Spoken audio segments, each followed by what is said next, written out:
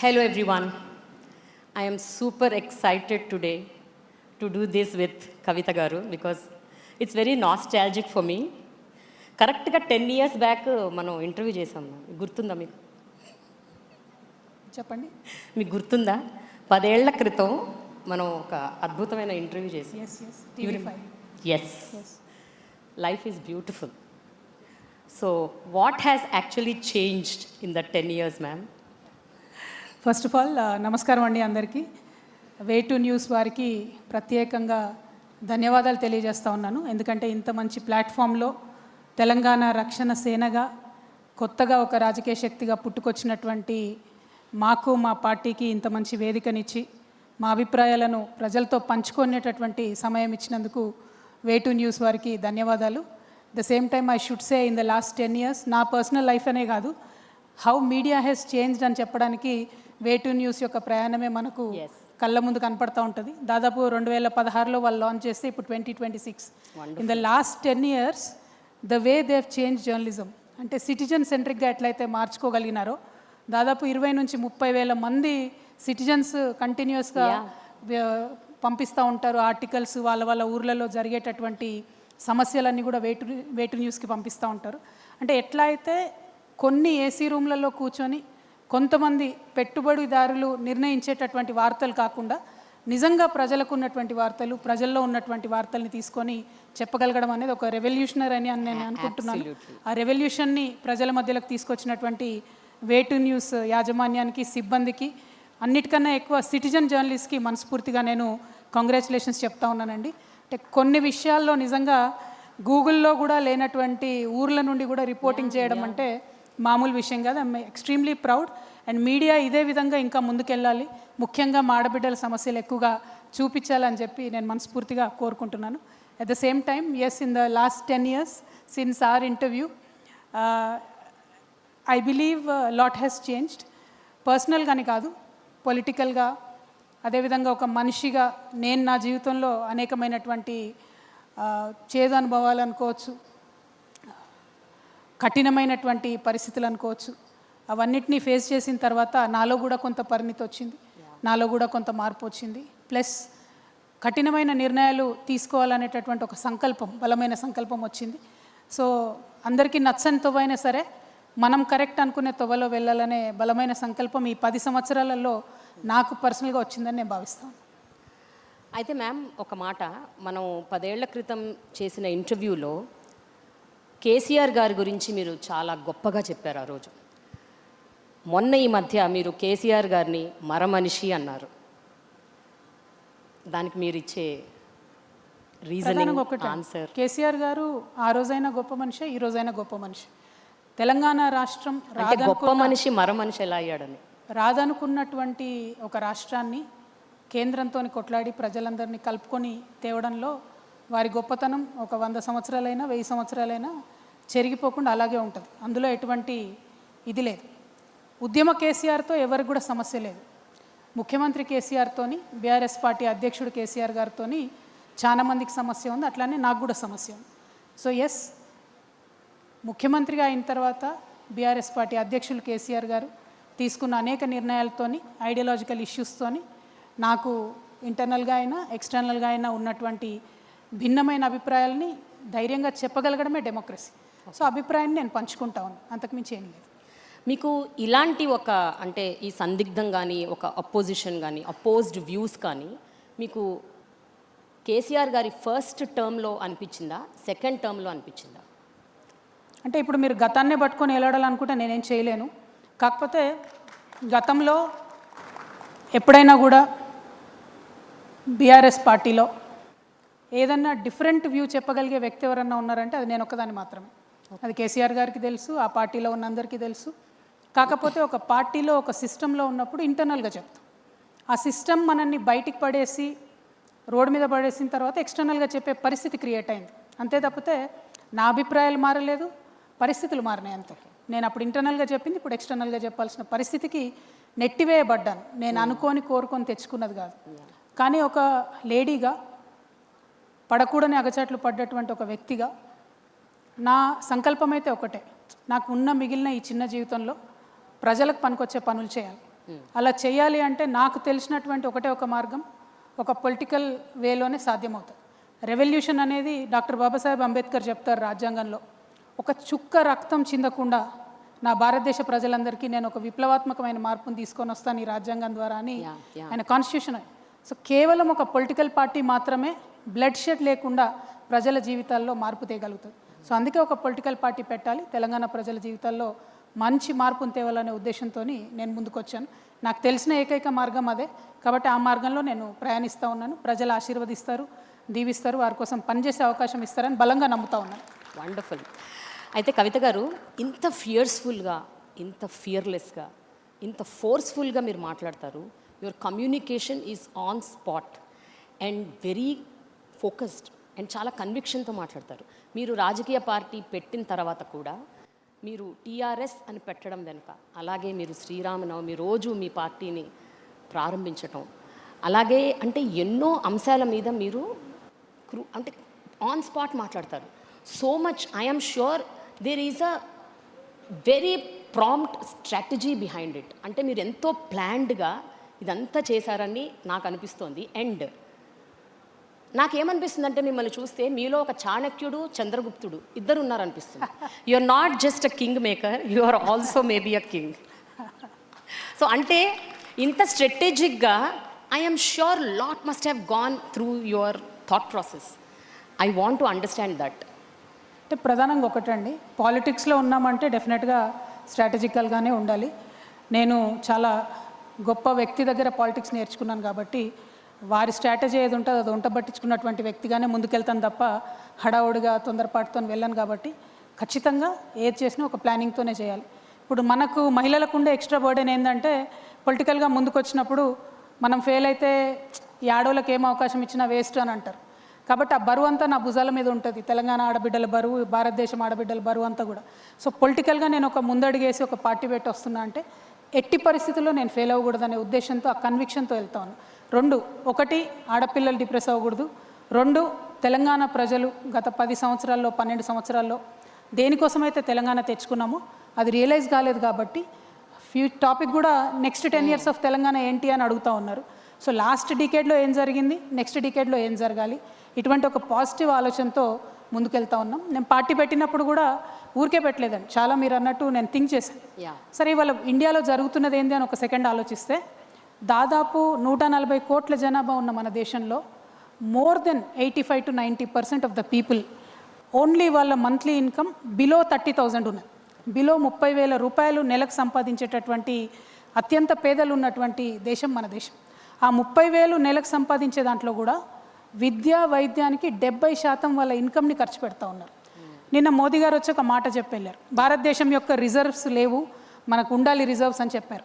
కానీ personal reserves కూడా చాలా ఇంపార్టెంట్ కదా. ఒక కుటుంబం దగ్గర కొంత సేవింగ్స్ ఉండాలి. ఆ ఉండకుండా అయిపోయే పరిస్థితులు ఎందుకు వస్తున్నాయి ఇవ్వాలి అంటే విద్య మీద, వైద్యం మీద కంప్లీట్గా 70% స్పెండ్ చేస్తాం. ఇక్కడ ఇంకో విషయం ఏంటంటే 90% బిలో 30,000 సంపాదిస్తున్నారంటే ఈ 90% పీపుల్ ఇండైరెక్ట్ ట్యాక్స్ కడతారు. ఎట్లాంటి ట్యాక్స్ అది? సబ్బు కొన్నా, షాంపూ కొన్నా, ఒక చిన్న కారా ప్యాకెట్ కొన్నా అటువంటి ట్యాక్స్ ఇండైరెక్ట్గా 90% జనాభా కడతారు.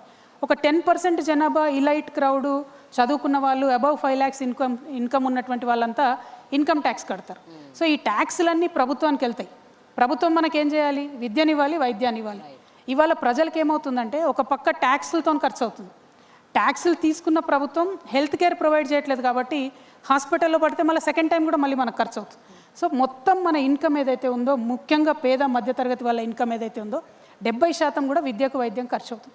సో నేను పార్టీ పెట్టే ముందు ఒకటే ఆలోచించాను, నేననే వ్యక్తిని ఒక పార్టీ పెట్టడం ద్వారా నా ఫోటోలు 10 చోట్ల వేసుకోవడం, 10 మంది పేపర్ వాళ్ళకి రాసుకోవడానికో, 10 మంది యూట్యూబ్ ఛానల్ వాళ్ళకు టైంపాస్ చేసుకోవడానికో కాదు కదా పార్టీ పెట్టే. వాట్ ఈస్ ద గుణాత్మకమైన మార్పు, క్వాలిటేటివ్ చేంజ్ ఏం రావాలి సమాజంలో అని ఆలోచించినప్పుడు విద్య, వైద్యం ఈ రెండు గనక ప్రభుత్వం బాధ్యత తీసుకొని ఉచితంగా ఇవ్వగలిగితే, అది ప్రైవేట్ అయినా సరే, ప్రభుత్వం అయినా సరే, విద్య, వైద్యం నా తెలంగాణ ప్రజలకు ఉచితంగా ఇవ్వాలనే ఉక్కు సంకల్పంతోనే మేము ఈ పార్టీ పెట్టడం జరిగింది. రక్షణ సేన ఊరికే పెట్టలేదు, టైంపాస్కి పెట్టలేదు, లేకపోతే నాకెక్కడ అవకాశాలు లేక పెట్టలేదు.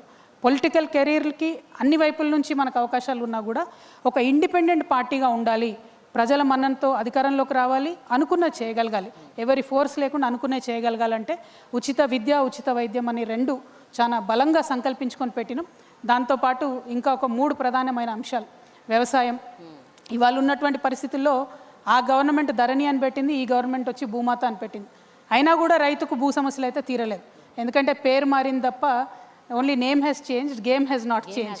కాబట్టి రైతుల కష్టాలు అట్లనే ఉన్నాయి. ఉపాధికి సంబంధించి కూడా ప్రతి ఒక్కరు వచ్చిన వాళ్ళల్లా ఉద్యోగాలు ఇస్తామంటారు తప్పితే ఎవరు కూడా ఉద్యోగాలు ఇచ్చే స్థాయికి మా యువకులు వెళ్ళాలి అని అనుకోవడం లేదు, మా యువతులు వెళ్ళాలని అనుకోవడం లేదు.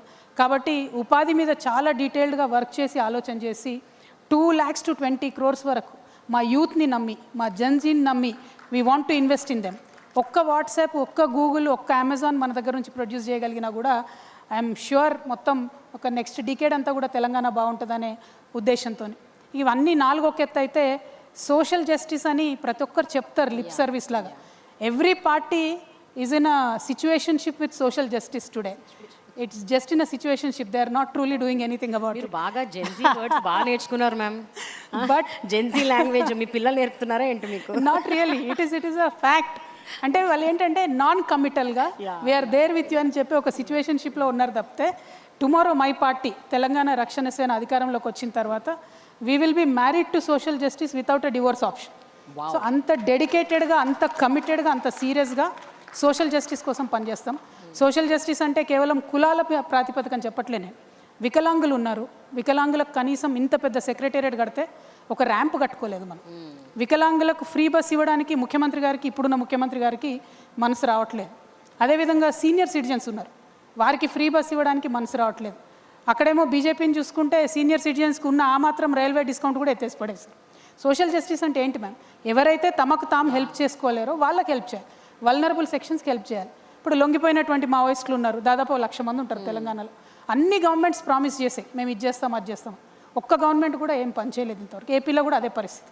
అదేవిధంగా మాజీ సైనికులు ఉంటారు, 15 ఏళ్ళు సర్వీస్ చేసి ఒళ్ళు హూనం చేసుకొని వస్తారు, వాళ్ళకు కావాల్సిన ఒక చిన్న వెల్ఫేర్ మెజర్ కూడా ఏ గవర్నమెంట్ చేయడం లేదు.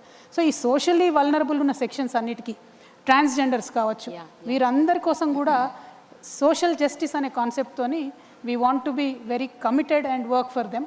అది కాకుండా మనందరికీ తెలుసు భారతదేశం అంటేనే కులాల వ్యవస్థ. సో ఎస్సీస్ కానీ, ఎస్టీస్ కానీ, బీసీస్ కానీ, మైనారిటీస్ కానీ, ఆదివాసీలకు కానీ, అందరికన్నా ఎక్కువ మా ఆడబిడ్డలకు కానీ సరైనటువంటి అవకాశాలు రావాలి, సరైనటువంటి అద్భుతమైనటువంటి ప్లాట్ఫామ్ దొరకాలనుకుంటున్నాము. దానికోసమే పనిచేస్తాం. ఇంత కూలంకషంగా మీరు మొత్తం ప్లాన్ చేస్తానని చెప్తున్నారు కదా ma'am. But tell me, very political scenarios ఎంత వైబ్రెంట్గా మారుతూ ఉన్నాయి అంటే there so much changing around. And Gen Z culture వచ్చాక ఇంకా మనం పొలిటీషియన్స్ అంటే మనం అంటే నేను కాదు మీరు, ద ట్రెడిషనల్ థాట్ ప్రాసెసెస్, ఇప్పుడు the traditional way of thinking, ఇవి చేస్తాం అవి చేస్తాం అవి ఇస్తాం ఇవి ఇస్తాం అని చెప్తే ఇప్పటి జనరేషన్ నమ్మే పరిస్థితుల్లో ఉందా? How do you make them believe that you are going to do rather than telling that I will do? అంటే మీరు చెప్తారు చేస్తాము అని, ఎంతమంది చేశారు? సో ఈ క్వశ్చన్ రేజ్ అవుతుంది. And Gen Z is not willing. నేను ఆ పాట ఎందుకంటున్నానంటే 2010లో పుట్టిన వాళ్ళు ఇప్పుడు 2028లో ఓట్లు వేస్తారు. వాళ్ళెవ్వరికి కూడా తెలంగాణ ఉద్యమం గురించి కానీ, రెవల్యూషన్ గురించి కానీ, కేసీఆర్ గారు ఎంత కష్టపడ్డారు అవన్నీ I don't know how many people really know. I'm not sure, I don't even want comment on that. But నాకేంటి అంటే ఇప్పటి పొలిటికల్ సినారియోస్, ఇప్పటి పొలిటీషియన్స్ మీద ఎంతవరకు వాళ్ళకి నమ్మకం ఉంది? And when you say all of this, do you think that will convert into votes? అంటే ఒక్కటండి, సిచ్యువేషన్స్ మారినా, ఫ్యాషన్ మారినా, ట్రెండ్ మారినా, ఎప్పుడైనా బేస్ కోర్ అనేటటువంటిది ఒకటే ఉంటుంది. What is the core of my party? What is my core belief? Telangana is my core belief. Telangana first is my core belief. Telangana mother బోర్డ్గా ఏదన్నా ప్రోగ్రామ్స్ చేయొచ్చు, ఏదన్నా ఆలోచనలు చేయొచ్చు, కానీ ఏది చేసినా అంతర్లీనంగా తెలంగాణ వాదం ఉండాలి, తెలంగాణ ప్రజల ఇంట్రెస్ట్ ఉండాలి. అది స్టేట్ వైడ్గా భారతదేశాన్ని చూసినప్పుడు ఇండియా యాజ్ అ కోర్ ఉండాలి, దాని మీద ఏదన్నా చేసుకోవచ్చు. సో జెన్జీ కావచ్చు, ఇంకోరు కావచ్చు, వాళ్ళు ఇవాళ మన లెక్క వరి అనకుండా రైస్ ప్లాంట్స్ అనొచ్చు, అన్నా సరే వరి అనేది, వడ్లు అనేవి భూమిలో పండుతాయి. సో ఆ గ్రౌండ్ కనెక్షన్ అనేది జెన్జీ కానీ ఎవరు కానీ లూజ్ అయితే సర్వైవ్ కాలేం. బట్ ఎస్, జెన్జీకి నేను అపాలజీస్ చెప్తా ఉన్నా, ఎందుకంటే we have spoiled the world for you. చాలా వాతావరణ కాలుష్యం జరిగింది, చాలా రకాల పొల్యూషన్ జరిగింది. Now Gen Z is worried about ఎట్లా పర్యావరణం ఎట్లా మారుతుంది, ఇట్లాంటి అనేక అంశాల మీద. కొన్ని మనం చేయలేకపోయినాం, కానీ ఇంకా కొన్ని ఇప్పుడు కూడా దగ్గరుండి చేసుకోవచ్చు. వేస్టేజ్ నిర్మూలించవచ్చు, ప్లాస్టిక్ వాడకం తక్కువ చేయొచ్చు. We can definitely make the world a better space. But ఇవన్నీ చెప్తున్నా కూడా మీతో నాకున్న కంప్లైంట్, మీతో అంటే ప్రెస్ వాళ్ళతో నాకున్న కంప్లైంట్ ఏంటంటే, ఎప్పుడున్నా ఏ చిన్న సమస్య వచ్చినా మా రాజకీయ నాయకులతో తప్పని రాస్తారు. కరెక్ట్ కాదండి. మేము at the core of our hearts మా ఫ్యామిలీ టైంని సాక్రిఫైస్ చేసుకొని సమాజం కోసం పనిచేయాలనుకుని వచ్చే వాళ్ళము ఫండమెంటల్గా కరప్ట్ ఉండం. కొన్ని తెలిసి కొన్ని తెలియక ఎప్పుడైనా తప్పులు జరుగుతుండొచ్చు. బట్ జరుగుతున్న ప్రతి సమస్య మీద స్పందించేది ఈ దేశం మొత్తంలో ఒక రాజకీయ నాయకుడు మాత్రం. అండ్ ఇంతో అంతో భారతదేశంలో ఏ మార్పు వచ్చినా పొలిటికల్ పార్టీస్తోనే వచ్చింది. అంటే that is the beauty of democracy. ఆ డెమోక్రసీని ఇవాళ కిల్ చేసే విధంగా భారతీయ జనతా పార్టీ ఏం చేస్తుంది, ప్రాంతీయ పార్టీలు ఉండొద్దు అనేటటువంటి ఒక భయంకరమైన కుట్ర చేస్తూ ముందుకొస్తుంది. డెఫినెట్గా వాటిని ఎదుర్కోవాల్సినటువంటి అవసరం ఉంది ప్రతి చోట. ఇప్పుడు తెలంగాణ ఫస్ట్ అని నేను ఎందుకంటున్నా, రీజనలిజం ఫస్ట్, నేషనలిజం నెక్స్ట్ అని నేను అంటానండి. ఎందుకంటే we are a union of states, we are not a central we are federal setup. దాంట్లో ఆ రెస్పెక్ట్, ఆ గౌరవం ఎవరిది వాళ్ళకు ఉండుకుంటూనే, ఎవరి ఐడెంటిటీ వాళ్ళకు ఉండుకుంటూనే రాజకీయం చేయాలి. కానీ ఈ దేశంలో ఏ మార్పు వచ్చినా అది పొలిటికల్గానే వచ్చింది. అది గాంధీ తాత దగ్గర నుంచి మొదలు పెట్టుకుంటే ఇప్పటి వరకు కూడా ఏ మార్పు వచ్చినా పొలిటికల్గా వచ్చింది. That is why I'm inviting all the Gen Z, I'm inviting all the youth. అందరికన్నా ఎక్కువ మా ఆడబిడ్డలు నేను ఇన్వైట్ చేస్తూ ఉన్నా. మీరు బయట ఉండి పొలిటీషియన్స్ బాగాలేరు, పొలిటికల్ పార్టీలు బాగాలేవు అంటే కుదరదు. రావాలి, పాలిటిక్స్లోకి రావాలి, పొలిటికల్ పార్టీస్లో చేరాలి, దగ్గరుండి ఏం చేయాలో ఏం చేయకూడదో అని చెప్పి ప్రజలకు బాధ్యత వహించి చెప్పాలి. కానీ దూరం నుంచి విమర్శించడం ఈజీ. ప్రెస్ వాళ్ళని కూడా అదే అంటున్నారు, మేము చేసిన మంచిని మీరు చెప్పారు మేడం, మేము చేసిన మంచిని చెప్పారు, పొలిటీషియన్స్ చేసింది. మీరు మాత్రం ఎంతసేపు ఏదైనా చిన్న తప్పు దొరికితే ఇదైపోయింది అదైపోయింది అని అనడం తప్పితే మేము చేసిన మంచిని చెప్పారు. సో ప్రెస్ మిత్రుల్ని, ముఖ్యంగా వేటు న్యూస్ వాళ్ళని కూడా కోరుతా ఉన్నాం, పొలిటీషియన్స్ చేసే మంచిని కూడా దయచేసి చూపించండి అని మా రిక్వెస్ట్. మ్యామ్, స్టార్టింగ్లోనే మిమ్మల్ని బాగా పొగిడాను నేను. మ్యామ్, తెలంగాణ రక్షణ సేన is it inviting Gen Z memberships and getting into the party? Absolutely we are. I believe Gen Z can make a lot of difference. పక్క దేశంలో చూసినాం, నేపాల్లో they have literally over through the resume. ఒక గవర్నమెంట్నే పడేశారు. ఇక్కడేమో చాలామంది కావాలి గవర్నమెంట్లను మార్చాలంటే, కానీ అక్కడ కేవలం 18 to 29 years లోపల ఉన్నటువంటి పిల్లలు ప్రభుత్వాన్ని తీసి అవతల పడేశారు. అంటే ఆ కాన్షియస్నెస్ ఇక్కడ మన పిల్లలకు కూడా రావాలి, అది మనం అలౌ చేయాలి. కానీ మనం ఏంటి, మన పిల్లోడు వాడు ఇంజనీర్ అవ్వాలి, డాక్టర్ అవ్వాలి, అమెరికా పోవాలి, డాలర్లు సంపాదించుకోవాలి అనుకుంటాం. అట్లీస్ట్ మన 2 తెలుగు రాష్ట్రాల్లో ఉన్నది. నేను కూడా ఆ కోవకు చెంది బాయిలర్ కోడి పిల్లలాగానే అమెరికా దాకా పోయి వెనక్కి వచ్చాను. కానీ తెలంగాణ ఉద్యమం నాకు నేర్పించింది ప్రజల మధ్యలో ఎట్లా ఉండాలి, ఉండడం వల్ల ప్రజలకు ఏం లాభం అని. అదే విషయం ఇవాళ జెన్జీకి తెలిస్తే, if they are among the people, they will work with the issues. I'm sure they will be way more effective than all of us put together. Ma'am, Telangana రాష్ట్రం ఏర్పడి ఇప్పుడు ఒక పుష్కరం దాటడానికి వస్తుంది, 12 years. మీరు చెప్పండి మ్యామ్, ఇప్పుడు ఈ 12 yearsలో ఏదైతే ఉద్యమానికి ప్రధాన కారణమైన నీళ్లు, నిధులు, నియామకాలు, అది ఎంతవరకు సక్సీడ్ అయ్యారు అట్లీస్ట్ ఇన్ 12 years అంటే ఏం చెప్తారు మీరు? And especially with regards to నీళ్ల విషయంలో ఇంకా చాలా రభస జరుగుతోంది. ఈ మధ్య కృష్ణా జలాల విషయంలో కూడా షేరింగ్, భాగస్వామ్యం అంటున్నారు. I want your comment on that. అంటే ఒక్కటండి, తెలంగాణ పర్స్పెక్టివ్లో చూసినప్పుడు మాత్రం నీళ్ళ విషయంలో దేనికోసం అయితే మనం కొట్లాడామో డెఫినెట్గా అన్యాయమే జరిగింది, న్యాయం జరగలేదు. కాంగ్రెస్ ప్రభుత్వం పెట్టినటువంటి ఖర్చుతో కలుపుకుంటే బీఆర్ఎస్ ప్రభుత్వం 1,89,000 కోట్లు ఖర్చు పెట్టింది. ఇప్పటి వరకు కాంగ్రెస్ ప్రభుత్వం 30,000 కోట్లు ఖర్చు పెట్టింది కేవలం సాగునీటి విషయంలో. కానీ ఇన్ని లక్షల కోట్లు ఖర్చు పెట్టినా కొత్తగా వచ్చింది ఎంత అంటే 15 లక్షల ఎకరాలకు మాత్రమే నీళ్ళు ఇచ్చుకోగలరు తెలంగాణ భూభాగంలో. అదే ఆంధ్రాలో రాష్ట్రాలు విడిపోయిన తర్వాత పోలవరం ప్రాజెక్ట్కి నేషనల్ స్టేటస్ రావడం, అదేవిధంగా అక్కడ ఏ పార్టీ ఉన్నా వాళ్ళు రకరకాల ఏర్పాట్లు చేసుకోవడంతో తెలంగాణ రాకముందు ఎన్ని నీళ్ళైతే వాడుకున్నారో ఆంధ్రాలో అంతకన్నా ఎక్కువ నీటిని ఇప్పుడు వాడుకుంటున్నారు 2 నదుల్లో, కృష్ణ అయినా గోదావరి అయినా. సరే, అది ఆంధ్ర పాలకుల గొప్పతనమా మంచితనమా అన్నది పక్కన పెడితే, తెలంగాణ పాలకులు మాత్రం ఈ విషయంలో డెఫినెట్గా తెలంగాణ ప్రజలను ఫెయిల్ చేసినారనే విషయం చెప్పక తప్పదు. ఎందుకంటే లెక్కలు చూసుకున్నా, గణాంకాలు చూసుకున్నా, క్షేత్రస్థాయిలో వెళ్ళి రైతుల పరిస్థితి చూసినా కూడా పెట్టినటువంటి ఈ ఖర్చుకి వచ్చినటువంటి నీళ్లకు సంబంధం లేదు. అందుకే మేము చెప్తా ఉన్నాం, చాలా ఫోకస్డ్గా పనిచేయాలి. చాలా చిన్న చిన్న స్ట్రీమ్స్ ఉంటాయి. Telangana is a beautiful geography. మా ప్లేస్లోనే, తెలంగాణలోనే పుట్టి తెలంగాణలోనే నదుల్లో కలిసిపోయేటటువంటి అనేక చిన్న చిన్న నదులు ఉన్నాయి, స్ట్రీమ్స్ ఉన్నాయి. వాటిని అసలు ఎప్పుడు కూడా వాడుకోలేదు. వాటి కోసం ఒక కాంప్రహెన్సివ్ వాటర్ ప్లాన్తో తెలంగాణ రక్షణ సేన ముందుకొచ్చింది. చాలా తక్కువ కాస్ట్తోని చాలా ఎఫెక్టివ్గా ఈ పనులన్నీ కూడా చేసుకోవాలి. కోర్స్ కృష్ణా గోదావరిలో ఉన్నటువంటి పెద్ద ప్రాజెక్టులను కూడా తొందరగా ఫినిష్ చేసుకోవాలి. అన్ఫార్చునేట్లీ ఇప్పుడున్న కాంగ్రెస్ ప్రభుత్వం కూడా తట్టెడు మట్టి కూడా ఎత్తిపోయకుండా 30,000 కోట్లు మాత్రం కాంట్రాక్టర్స్కి ఇవ్వడం జరిగింది. సో కరప్షన్ అసైడ్ వాటర్ రాలేదన్నది మాత్రం వాస్తవం. వాటర్ విషయంలో you are completely dissatisfied with the earlier governments? నేను కాదండి, ఫ్యాక్ట్ ఆన్ ద గ్రౌండ్ చెప్తున్నా నేను. ఇవాళ మహబూబ్ నగర్ జిల్లా 35 లక్షల ఎకరాలతోని అత్యంత పెద్ద జిల్లా ఉమ్మడి మహబూబ్ నగర్ జిల్లా. ఆ ఉమ్మడి మహబూబ్ నగర్ జిల్లా నుండి ఇవాళకి కూడా వలస వెళ్తూ ఉన్నారు, బాంబేకి వెళ్తూ ఉన్నారు, రకరకాల రాష్ట్రాలకు వెళ్తూ ఉన్నారు. ఎందుకు వెళ్తున్నారు వలస అంటే ఉన్న పొలానికి నీళ్ళు వచ్చే పరిస్థితి లేదు కాబట్టి. ఒక్క ఊర్లో ఒక తండాలో దాదాపు 80% ఇండ్లు కూడా తాళాలు వేసుకున్న పరిస్థితి. నిన్నగాక మొన్న మేము వెళ్ళి అక్కడ మీటింగ్ పెట్టచ్చు, ఆ రోజుకున్న పరిస్థితి కూడా అదే ఉంది. అంటే 12 ఏళ్ళ తర్వాత కూడా ఇంకా వలసలాగలేదంటే, ఇంకా నీళ్లు రాలేదంటే అది నా ఫీలింగ్ కాదు, అది వాస్తవం. నాకు చెప్తున్నాను, అది మారాల్సిన పరిస్థితి ఉన్నది. మిషన్ కాకతీయ, భగీరథ లాంటి స్కీమ్స్ కూడా ఏం చేయలేకపోయాయంటారా? నో, నేను అసలేం జరగలేదు అనట్లేదు. 2 పెద్ద నదుల్లో కృష్ణ కానీ గోదావరి కానీ, దాని నుంచి ఎగ్జాంపుల్ మేడం, గోదావరిలో మాకు తెలంగాణకు 964 టీఎంసీలు నీళ్ళు రావాలి. ఈరోజు మన ఇద్దరం ఇక్కడ మాట్లాడుకునే ఈ క్షణం కూడా 250 టీఎంసీలకు పైగా గోదావరిలో ఒక చుక్క కూడా వాడుకోలేదు. ఇది ఆంధ్రలో ఫాల్ట్ కాదు కదా, తెలంగాణ రాష్ట్రం వచ్చి 12 ఏళ్ళు అయింది కదా. 121,000 కోట్లు కాళేశ్వరం పాలమూరు రంగారెడ్డి మీద ఖర్చు పెట్టాం కదా, మరి ఎందుకు నీళ్లు రాలేదు అని అడిగితే ఏముంది జవాబు? సో నేను అనేది అది, మనం చేయగలిగి ఉండి మన చేతుల్లో ఉండి నిధులు పెట్టి టైం బౌండ్ ఫినిష్ చేసుకోలేక, పాలమూరు రంగారెడ్డి ప్రాజెక్టు 30 నెలల్లో ఫినిష్ చేస్తామని కట్టినటువంటి మొదలుపెట్టిన ప్రాజెక్టు ఇవాళకి 132 నెలలు అవుతుంది, అంటే 10 ఏళ్ళు అవుతుంది, చుక్క నీళ్ళు రాలేదు. ఇప్పుడు దాని ఎస్టిమేట్ 85,000 కోట్లు, మొదలుపెట్టినప్పుడు దాని ఎస్టిమేట్ 32,000 కోట్లు. అంటే ఆ డిఫరెన్స్ ఏదైతే ఉందో అది ప్రజల మీదనే బర్డెన్. ఇవి ఒక పక్కన పెడితే ఈ 10 ఏళ్లలో ఎంత నష్టం జరిగింది ఈ నీళ్ళు ఇవ్వలేక అంటే, దాదాపుగా 2.5 లక్షల కోట్ల రూపాయలు డైరెక్ట్గా రైతులకు రావాల్సిన ఇన్కమ్ రాకుండా పోయింది. సో ఒక పక్క రాకుండా నష్టం, ఇంకొక పక్క నీళ్లు రాకపోవడం.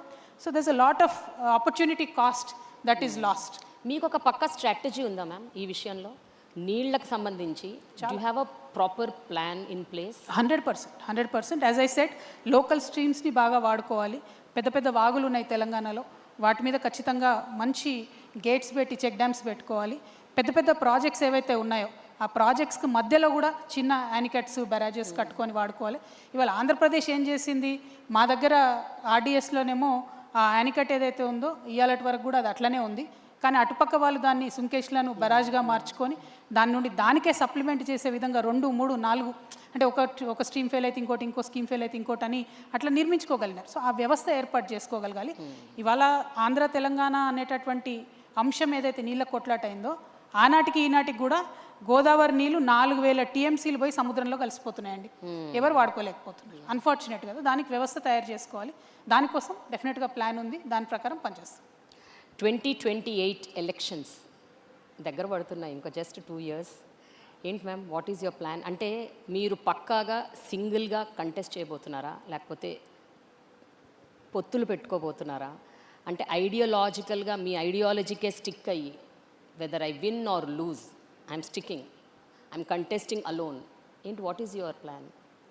వెల్, 2028లో తప్పకుండా 2028 డిసెంబర్లోనే ఎన్నికలు జరుగుతాయని అనుకుందాం ఒక మాట. ఆనాడు జరిగిన మన ముఖ్యమంత్రి గారు కంటిన్యూస్గా చెప్పినట్టు ఒక 6 నెలలు ఆయనకు బోనస్ వచ్చి 2029 మేలో జరిగినా కూడా ఈ రాష్ట్రంలో మాత్రం తెలంగాణ రక్షణ సేననే అధికారంలోకి రాబోతూ ఉంది. మేము అన్ని చోట్ల కూడా కంటెస్ట్ చేస్తాం. డీలిమిటేషన్ అయినా, మహిళా రిజర్వేషన్ వచ్చినా, ఏదొచ్చినా వీఆర్ ప్రిపేర్డ్. ప్రతి చోట నుండి కూడా క్యాడర్ కావచ్చు, రానున్న రోజుల్లో లీడర్స్ కావచ్చు, ఇవందరినీ కూడా డెవలప్ చేసుకుంటాం. కొత్త వారికి, ముఖ్యంగా యూత్తోని, మహిళలతోని పెద్ద ఎత్తున వారికి అవకాశాలు ఇస్తూ మేము ప్రజల మనసును గెలుచుకుంటాం. ఎందుకంటే మేము ఏదైతే 5 పనులు అనుకున్నామో, పాంచజన్యం అనేటటువంటి పథకాలు ఏవైతే అనుకున్నామో, ఇవి ప్రజలకు అత్యంత అవసరమైనవి, ఇవాళ ప్రజలు కోరుకుంటున్నటువంటి వాటిని ఎట్లా చేయగలుగుతామని ఒక బలమైన ప్లాన్తో వెళ్తూ ఉన్నాం. కాబట్టి ప్రజలు ఖచ్చితంగా ఆదరిస్తారనే విశ్వాసం మాకుంది. డెఫినెట్గా మా గవర్నమెంట్ రాబోతా ఉంది. అయితే 2014 టైంకి తెలంగాణ ఇమోషన్ చాలా గట్టిగా బలంగా ఉండటం వల్ల టీఆర్ఎస్ గెలిచింది, ఆ తర్వాత కూడా గెలిచింది అన్న ఒక ఒపీనియన్ ఉంది.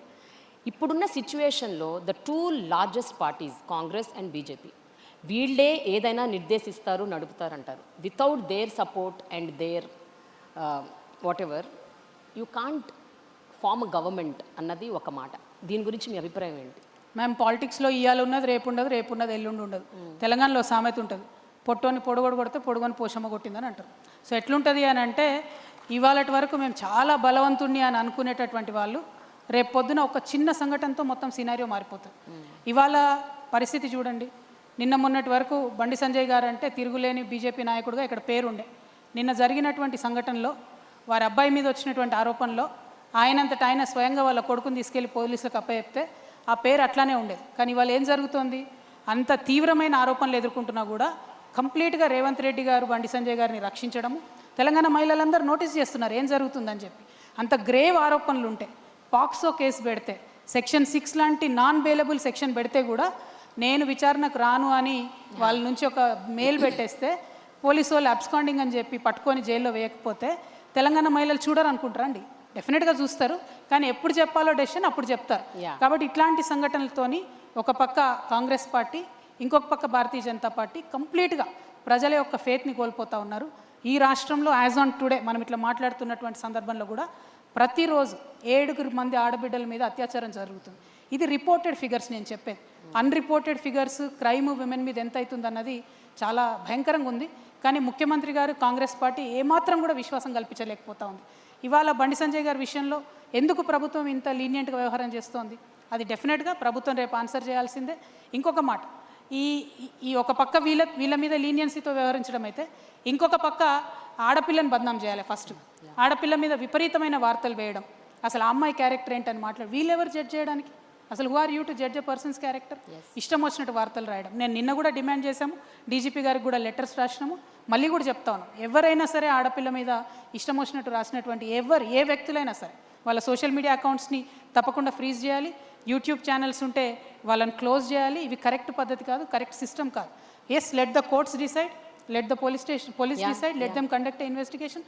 అవేమి జరగకముందు who are you to do a trial? ఈ మీడియా ట్రయల్ అనేటటువంటి కల్చర్ ఎంత ఎంకరేజ్ చేస్తే ఆడపిల్లలకు అంత నష్టం జరుగుతుంది. కాబట్టి దాన్ని మాత్రం నేను తీవ్రంగా ఖండిస్తున్నా. అట్ ద సేమ్ టైం నేను మొన్న కూడా చెప్పాను, బండి సంజయ్ గారు ప్రధానమంత్రి గారితో స్టేజ్ షేర్ చేసేది లేకుండే. ఒక పక్క ప్రధానమంత్రి గారు, ఇంకో పక్క ముఖ్యమంత్రి గారు, ఈ పక్కన బండి సంజయ్ గారు ఉంటే ఇన్వెస్టిగేషన్ ఎట్లా చేస్తారండి చేసే ఆఫీసర్? పైగా ఒక సిట్ వేయలేదు, జూనియర్ ఆఫీసర్స్ని పెట్టినారు.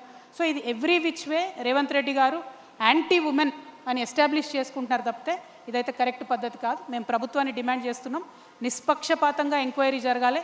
ఈ ఎంక్వైరీ అయ్యేంత వరకు కూడా బండి సంజయ్ గారు తప్పుకుంటే బాగుంటుంది వారి పదవి నుండి. హోంశాఖ సహాయ మంత్రిగా వారు ఉన్నప్పుడు నిష్పక్షపాతంగా ఇన్వెస్టిగేషన్ జరుగుతుందంటే నమ్మే పరిస్థితిలో మాత్రం తెలంగాణ ఆడబిడ్డలు లేరు. కానీ రీసెంట్గా మీరన్నట్టే బీఆర్ఎస్ లీడర్స్ కూడా చాలామంది దీని మీద దుమ్మెత్తిపోశారు, ఉవ్వెత్తున అగ్రెసివ్ అయిపోయారు. దే వర్ సేయింగ్ విమెన్కి అన్యాయం జరుగుతుంది, క్రైమ్ రేట్ పెరుగుతుంది అగేన్స్ట్ విమెన్, అట్రాసిటీస్ పెరుగుతున్నాయి, రేప్స్ పెరుగుతున్నాయి, there is no security for women అని బీఆర్ఎస్ నాయకులు కూడా అంటున్నారు. So what is your? సమస్యను ఏ పొలిటికల్ పార్టీ హైలైట్ చేసినా తప్పులేదు. ఎవరైనా సరే సమస్యను ఏ పొలిటికల్ పార్టీ హైలైట్ చేసినా తప్పులేదు. ప్రభుత్వంలో ఉన్న వాళ్ళ బాధ్యత కదా. ప్రభుత్వంలో ఉన్న రేవంత్ రెడ్డి గారు స్పందించాలి, కనీసం ఇట్లాంటి అంశాల మీద స్పందించి ఏం చేస్తారనేటటువంటి ఒక ప్లాన్ ఆఫ్ యాక్షన్ చెప్పాలి. ఆ విశ్వాసం అయితే కల్పించినట్టుగా అనిపించట్లేదు. అందుకనే మేము రేపు ప్రధానమంత్రి మోడీ గారికి కూడా లెటర్ రాస్తాం, బండి సంజయ్ గారిని తప్పించండి అని చెప్పి డిమాండ్ చేస్తాం. మీరు రాస్తున్నారా? Yes, definitely. ఓకే. అదే స్టేజ్ మీద ఇంకొకటి జరిగింది మ్యామ్. మొన్న మోడీ గారు రేవంత్ రెడ్డి గారిని అన్నారు, హమారే సాత్ జోడో అని. ఓ ఆల్రెడీ జుడికే హై బై, వాళ్ళిద్దరు కలిసి ఉన్నారు ఆల్రెడీ. ఆయన ఆర్ఎస్ఎస్ సీఎం అని మేము ఎప్పుడో చెప్పినాం, కొత్త ఏం కాదు. ఆయన బడే బాయ్ చోటే బాయ్ అని డే 1 నుంచి వాళ్ళు కలిసే ఉన్నారు, డిఫరెంట్ కాదు. కాబట్టే ఈ రాష్ట్రానికి రావాల్సినటువంటి అనేక నిధులు రాకపోయినా, ఒక్క సింగిల్ జాతీయ హోదా రాకపోయినా, ఒక్క ప్రాజెక్టుకు కూడా రేవంత్ రెడ్డి గారు ఏమన్నారు బీజేపీని? ఆయన 100 సార్లు పోయి కలిసి వస్తారు ప్రధానమంత్రి గారిని. బీసీ బిల్లులు పెండింగ్ ఉంటాయి, దాని మీద మాట్లాడరు. Project national project status pending ఉంటుంది, దాని మీద మాట్లాడరు. ఇట్లా అనేకమైన విభజన హామీలు ఇంకా పెండింగ్ ఉన్నాయి, దాని మీద మాట్లాడరు. సో వాళ్ళిద్దరు కలిసే ఉన్నారు. రేవంత్ రెడ్డి గారు is not a Congress CM, is RSS CM. ఇది ఫస్ట్ నుంచి చెప్తున్నాను, డే 1 నుంచి. Okay ma'am, coming to one of the important points. ఇప్పుడు ఒక విమెన్ లీడర్షిప్ అన్నది ఒకటి ఉంటే what kind of a changes we can see as society?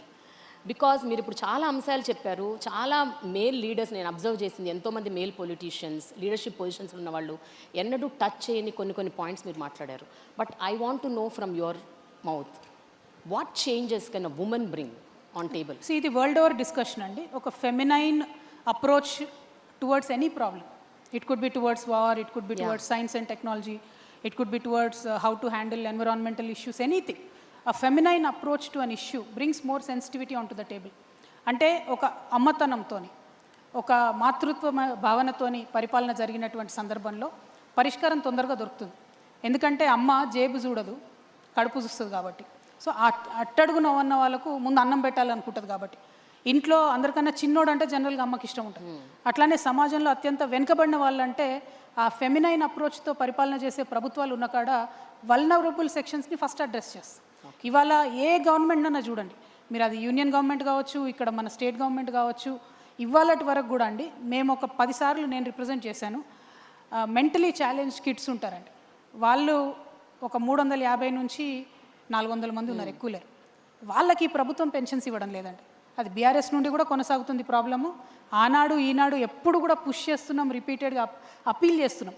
ఎందుకంటే మెంటలీ ఛాలెంజ్ కిడ్స్ ఉన్నటువంటి పేరెంట్స్కి ఏమైందంటే మొత్తం వాళ్ళకు వచ్చేటటువంటి జీతంలో ఒక జీతం అంటే ఇద్దరు భార్యాభర్త సంపాదిస్తే ఒక జీతం అంతా ఆ పిల్లల కేర్కే పోతుంది.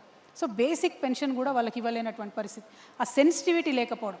Ultimately what matters in a society is people should be happy. How can people be happy?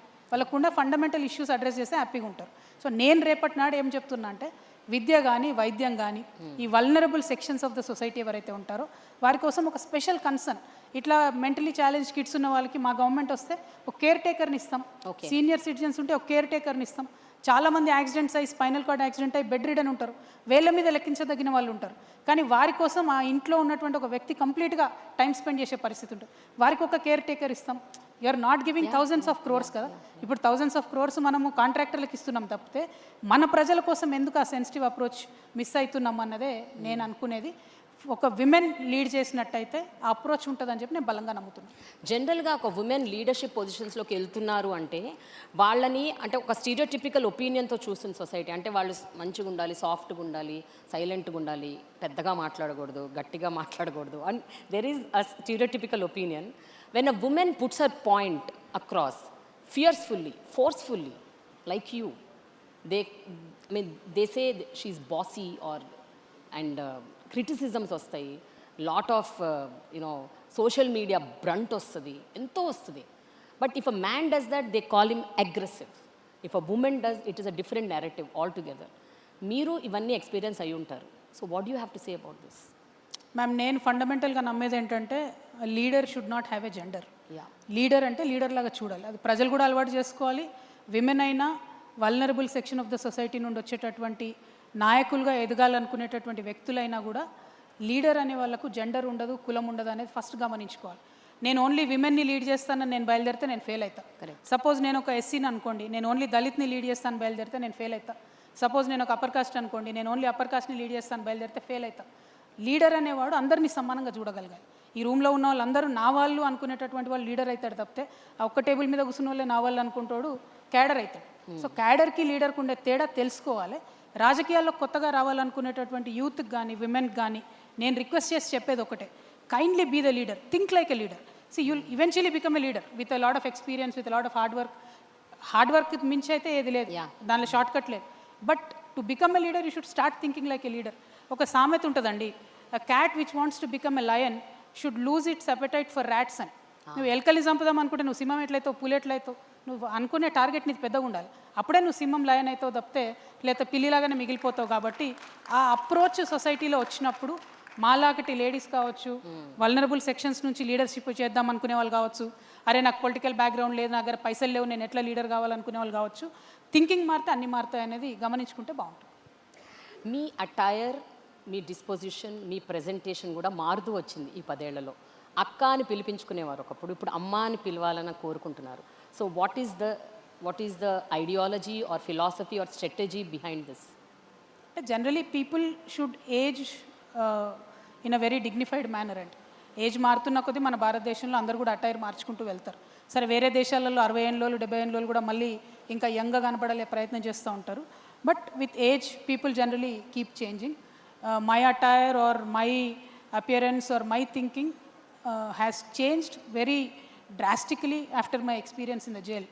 నేను ఆ చూసినటువంటి పావర్టీ కావచ్చు, చూసినటువంటి కష్టాలు కావచ్చు, లైఫ్ చాలా చిన్నది, ఈ చిన్న లైఫ్లో ఏదో పెద్దగా పనిచేయాలని అనుకొని నేను చాలా బలంగా ముందుకొచ్చానండి. మీరు అన్నట్టు why should you think like a mother not like a sister అంటే, సిస్టర్ బాధ్యత కొంతవరకే ఉంటుంది. మదర్ అయితే ప్రాణం పెట్టైనా కుటుంబం కోసం పనిచేస్తాను. నా ఇంట్లో లొల్లైతే నేను ఎంత తపనబడి పనిచేస్తానో, నా రాష్ట్రంలో ఏ మూల లొల్లైనా కూడా నేను అంత తపనబడి పనిచేయాలని అనుకుంటున్నా. కాబట్టి I want to think like a mother. I want to take that responsibility like a mother. I hope people will understand and people will support me. Yeah, but చెప్పండి, మీరు గ్రోయింగ్ అప్ అలాగే రాజకీయాల్లోకి వచ్చిన తర్వాత కూడా ఎంతోమంది విమెన్ లీడర్స్ని చూసుంటారు. ఇందిరాగాంధీ గారి దగ్గర నుంచి Sonia Gandhi, Jayalalithaa, Kanimozhi, so many. What did you learn and unlearn from them, if I have to ask? అంటే it is a general question that I'm asking. మీరు ప్రతి ఒక్కళ్ళ గురించి చెప్పక్కర్లేదు, but on the whole if you observe. అంటే నేను జనరల్గా మా ఇంట్లో మా నాన్నగారిని చూసుకుంటూ పెరిగానండి. How do you think like a leader అన్నది నేను వారి దగ్గరే నేర్చుకున్నాను.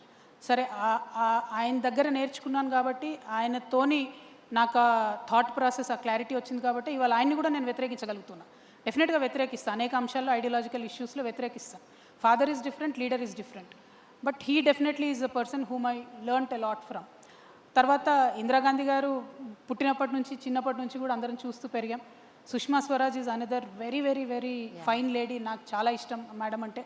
సరే, ఆవిడ బీజేపీ పార్టీ ఐడియాలజీ నాకు డిఎన్ఏ సరిపోదు, కానీ as a personality she's crazy. I mean she's amazing. ఆమె చాలా ఇష్టం నాకు. మార్గరెట్ థాచర్ గారు కూడా చాలా ఇష్టం. సో అట్లా చూసుకుంటూ పోతే అందరికన్నా బిగ్గెస్ట్ లీడర్ జ్యోతిబా పూలే అనుకుంటాను నేను. ఎందుకంటే ఆయన బాగుపడడమే కాదు, నాతో పాటు నా భార్య బాగుండాలి, నా భార్య కూడా 10 మందికి చదువు చెప్పాలి అని ఆ టైంలో అందరినీ, సమాజాన్ని ఎదిరించి ఒక రిఫార్మిస్ట్ లాగా ముందుకు వచ్చాడు. తెలంగాణలో అనేక మంది లీడర్స్ ఉన్నారు. సో ఒక్కరిద్దరు కాదండి, ఇన్స్పిరేషన్ చాలా ఏరియాస్ నుండి వచ్చింది. చాక లైలమ్మ గారి దగ్గర కావచ్చు, కొమరం భీమ్ గారి దగ్గర కావచ్చు. సో ఈ గడ్డ ఇచ్చిన ఇన్స్పిరేషన్ కూడా మామూలుది కాదు. కాకపోతే ఎంత ఇన్స్పిరేషన్ ఉన్నా కూడా అది యాక్షన్లోకి రానప్పుడు you will never become a leader.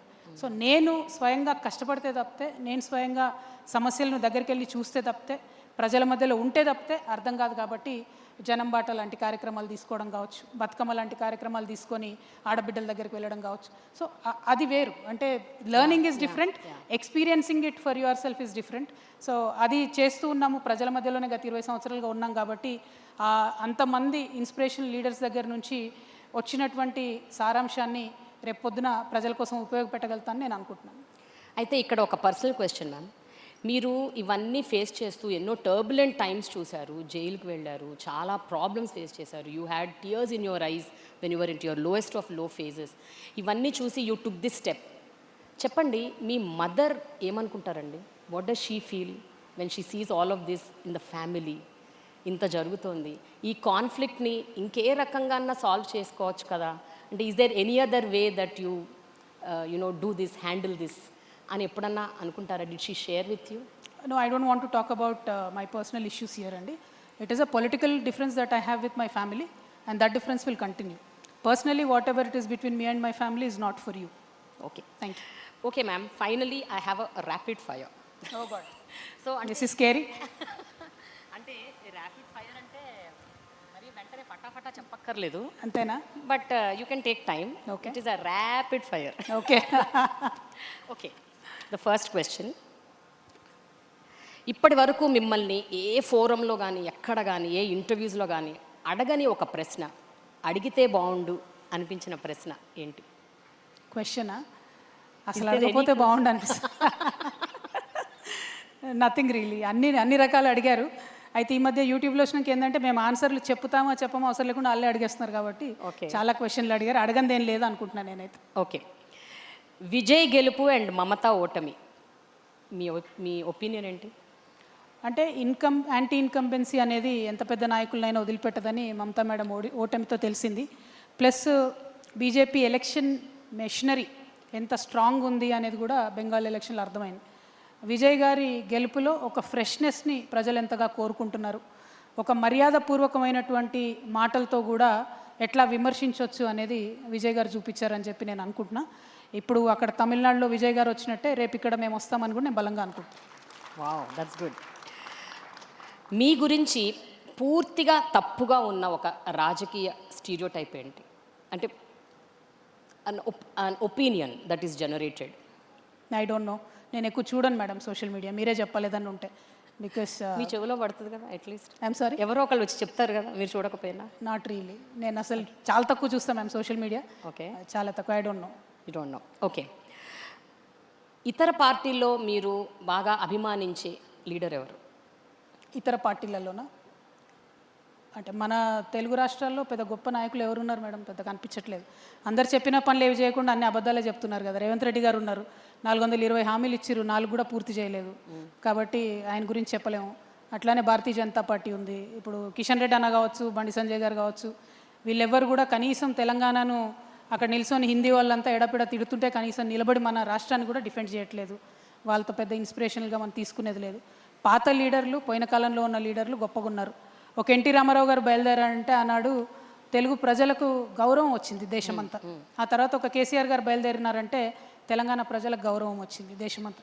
అట్లాంటి టాల్ లీడర్స్ జాబితాలో నేను చేరాలనుకుంటున్నాను.